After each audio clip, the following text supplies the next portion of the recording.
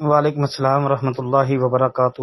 محترم بھائی کا سوال ہے کہ جو بندہ فوت ہو جاتا ہے تو اس کی خامیاں بیان کرنی ٹھیک ہے یا اچھائیاں بیان کرنی چاہیے؟ نہیں بھائی، اگر اس کی کوئی آپ کو خوبی نظر آتی ہے، اچھائی ہے اس کے اندر، وہ آپ کو نظر آتی ہے تو آپ اس کی اچھائی بیان کریں۔ فتنوں کا دور ہے تو کسی بندے کے عیب جو ہے اس کے مرنے کے بعد ان کو ظاہر نہیں کرنا چاہیے،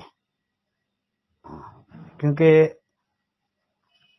اگر اس کے متعلق آپ کو کوئی خیر کی بات کا علم ہے تو وہ آپ کریں۔ اس کا فائدہ یہ ہوگا کہ اس کے اندر جو خوبی ہوگی تو اس سے جب کسی کو پتہ چلے گا کہ اس کے اندر یہ خوبی تھی، یہ اچھائی تھی، تو سننے والا کہے گا یار یہ تو بڑی اچھی بات ہے۔ ہو سکتا ہے کہ سننے والا بھی اس خوبی کو اختیار کرنے کی کوشش کرے۔ تو اچھائیاں، خوبیاں یہ کسی کی بیان کر سکتے ہیں، جو عیب ہے نا وہ بیان کرنے سے گریز ہی کرنا چاہیے۔ السلام علیکم ورحمۃ اللہ وبرکاتہ۔